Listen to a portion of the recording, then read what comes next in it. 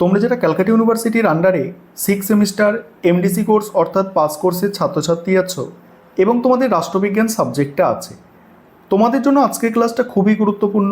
আজকের ক্লাসে তোমাদের CC7 পেপার অর্থাৎ ওয়েস্টার্ন পলিটিক্যাল থট 1 এই পেপারের মডিউল 2 থেকে দুটি গুরুত্বপূর্ণ 15 নম্বরের প্রশ্নের উত্তর নিয়ে আলোচনা করব। প্রথম প্রশ্ন, যা বদিনের সার্বভৌমিকতার তত্ত্ব আলোচনা করো। প্রথমে এটা বোঝো, ইন্ট্রোডাকশন দেবে প্রথমেই ভূমিকা। আধুনিক রাষ্ট্রবিজ্ঞানের ইতিহাসে ফরাসি চিন্তাবিদ যা বদিন, এনাকে বোদাও বলা হয়, মনে রাখবে, যা বদিন এক বিশেষ মর্যাদার অধিকারী।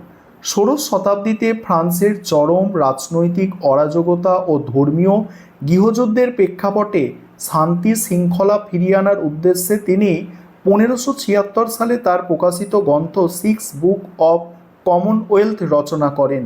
এই গ্রন্থে তিনি সর্বপ্রথম সার্বভৌমিকতার একটি সুশৃঙ্খল ও বিজ্ঞানসম্মত তত্ত্ব উপস্থাপন করেন। এই কারণে বদিনকে আধুনিক সার্বভৌমিকতার তত্ত্বের জনক বলা হয়। এবার বদিনের সার্বভৌমিকতার তত্ত্ব, যা বদিনের মতে সার্বভৌমিকতা হলো রাষ্ট্রের প্রাণস্বরূপ। তিনি সার্বভৌমিকতার সংজ্ঞা দিতে গিয়ে বলেছেন, নাগরিক ও প্রজাদের ওপর রাষ্ট্রের চরম ও চিরস্থায়ী ক্ষমতাই হলো সার্বভৌমিকতা, যা আইনের দ্বারা নিয়ন্ত্রিত নয়। বদিনের এই তত্ত্বটি মূলত কয়েকটি মূল বৈশিষ্ট্যের ওপরে প্রতিষ্ঠিত। তার মতে সার্বভৌমিকতা হলো চরম ও চূড়ান্ত ক্ষমতা। দেশের অভ্যন্তরে সমস্ত ব্যক্তি ও প্রতিষ্ঠানের ঊর্ধ্বে অবস্থান করে সার্বভৌম শক্তি। সার্বভৌম শক্তিই হলো আইনের একমাত্র উৎস। তিনি নিজেই আইন প্রণয়ন করেন, কিন্তু নিজে কোনো মানুষের তৈরি আইনের অধীন নন। পাশাপাশি বদিন মনে করতেন সার্বভৌমিকতা চিরস্থায়ী। সরকার ও শাসকের পরিবর্তন হতে পারে, শাসকের মৃত্যু হতে পারে, কিন্তু রাষ্ট্রের সার্বভৌমিকতার কোনো বিনাশ নেই। রাষ্ট্রের অস্তিত্ব যতদিন থাকে সার্বভৌমিকতা ততদিন বিরাজ করে। এছাড়া বদিনের তত্ত্বে সার্বভৌমিকতা হলো অবিভাজ্য ও অহস্তান্তরযোগ্য। একে খণ্ড খণ্ড করে ভাগ করা বা অন্যের হাতে তুলে দেওয়া যায় না। তবে বদিন তার তত্ত্বে সার্বভৌমিকতাকে চরম ক্ষমতা বললেও একে সম্পূর্ণ সীমাহীন বা স্বেচ্ছাচারী বলেননি। তিনি এই ক্ষমতার ওপর বেশ কয়েকটি বাধা নিষেধ আরোপ করেছেন। বদিনের মতে সার্বভৌম শক্তিকে অবশ্যই ঈশ্বরের আইন এবং প্রাকৃতিক আইনের প্রতি শ্রদ্ধাশীল হতে হবে।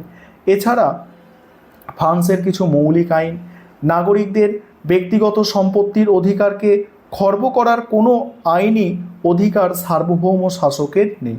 এবার সমালোচনা। প্রথমত, বদিনের তত্ত্বটি মূলত স্ববিরোধী।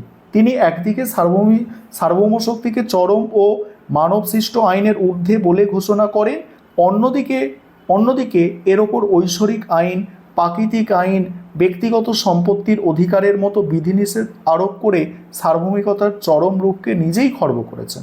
তারপর দ্বিতীয়ত, বদিনের তত্ত্বে জনগণের ইচ্ছার কোনো স্থান নেই। তিনি রাষ্ট্রের ক্ষমতাকে একটি নির্দিষ্ট ব্যক্তিকেন্দ্রিক বা রাজতন্ত্রের মোড়কে আবদ্ধ করেছেন, যা আধুনিক যুগের জনগণের সার্বভৌমিকতার ধারণার সম্পূর্ণ পরিপন্থী। তারপরে 3 নম্বর সমালোচনা এবং উপসংহার দিয়ে শেষ করতে হবে তোমাদের। এবং পরের প্রশ্ন দেখো, এটাও মোস্ট ইম্পর্টেন্ট প্রশ্ন, তোমরা স্টার দিয়ে দেবে একটু, যে টমাস হবসের সার্বভৌমত্ব ও রাষ্ট্রের প্রকৃতি সংক্রান্ত তত্ত্বটি আলোচনা করো। এই প্রশ্নের উত্তর নিয়ে এবারে আলোচনা করব।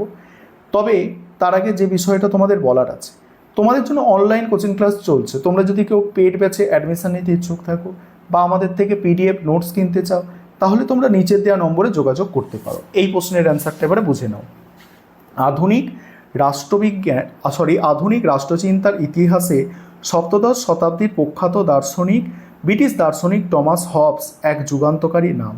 1651 সালে প্রকাশিত তার অমর গ্রন্থ লেভিয়াতানে তিনি রাষ্ট্রের প্রকৃতি ও সার্বভৌমিকতার ধারণা সম্পর্কে এক সুসংবদ্ধ ও যুক্তিনির্ভর তত্ত্ব উপস্থাপন করেন।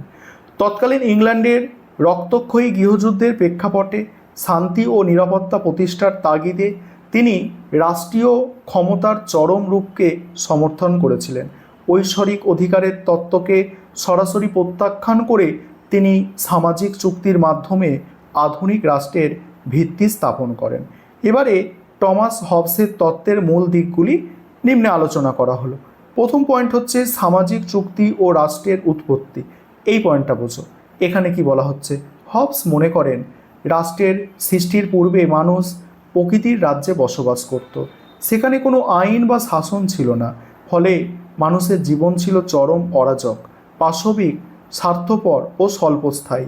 এই ভয়াবহ ও নিরাপত্তাহীন অবস্থা থেকে মুক্তির জন্য মানুষ নিজেদের মধ্যে একটি চুক্তিতে আবদ্ধ হয়। এই চুক্তির মাধ্যমে সকলে নিজেদের আত্মরক্ষার অধিকার ছাড়া বাকি সমস্ত প্রাকৃতিক অধিকার স্বেচ্ছায় এক ব্যক্তি বা ব্যক্তি সংসদের হাতে স্থায়ীভাবে সমর্পণ করে।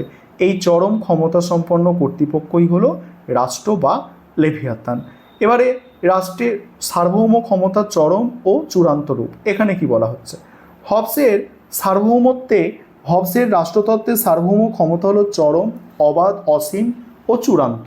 যেহেতু সার্বভৌম শাসক নিজে সামাজিক চুক্তির কোনো পক্ষ নন, তিনি চুক্তির সম্পূর্ণ ঊর্ধ্বে অবস্থান করেন, ফলে শাসকের কোনো কাজের জন্য নাগরিকরা তার বিরুদ্ধে চুক্তি ভঙ্গের অভিযোগ আনতে বা বিদ্রোহ করতে পারে না। হবসের মতে সার্বভৌমের আদেশই হলো আইন। সমাজে ন্যায় অন্যায় ভালো মন্দ বিচারের একমাত্র অধিকারী হলেন স্বয়ং সার্বভৌম শাসক। এবার হচ্ছে কি, সার্বভৌমিকতা অবিভাজ্য ও হস্তান্তরযোগ্য। হবস স্পষ্টভাবে জানিয়েছেন যে রাষ্ট্রের সার্বভৌম ক্ষমতা অবিভাজ্য ও অহস্তান্তরযোগ্য। ক্ষমতাকে আইন, শাসন ও বিচার এই তিন বিভাগের মধ্যে ভাগ করার চরম বিপজ্জনক, কারণ বিভক্ত ক্ষমতা রাষ্ট্রের মূল ভিত্তিকেই দুর্বল করে দেয়। তার মতে সার্বভৌম ক্ষমতা ভাগ করার অর্থ হলো রাষ্ট্রকে ধ্বংসের দিকে ঠেলে দেওয়া। এইভাবে এই ক্ষমতা অন্য কারো কাছে হস্তান্তর করা যায় না। তারপর হচ্ছে রাষ্ট্রের কৃত্রিম প্রকৃতি ও ব্যক্তি স্বার্থবাদ। হবস রাষ্ট্রকে কোনো ঈশ্বরের প্রতিষ্ঠান বা স্বাভাবিক বিবর্তনের ফল বলে মনে করতেন না।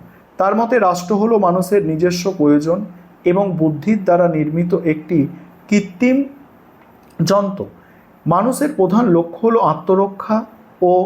আত্মরক্ষা এবং জীবনের নিরাপত্তা। এই আত্মরক্ষার তাগিদে এই ব্যক্তি নিজ স্বার্থে রাষ্ট্র তৈরি করেছেন। তাই চরম স্বৈরাচারী রাষ্ট্রের ধারণা দিলেও হবসের তত্ত্বের মূলে রয়েছে চরম ব্যক্তি স্বাতন্ত্র্যবাদ। এবার উপসংহার দিয়ে প্রশ্নের উত্তর শেষ করতে হবে।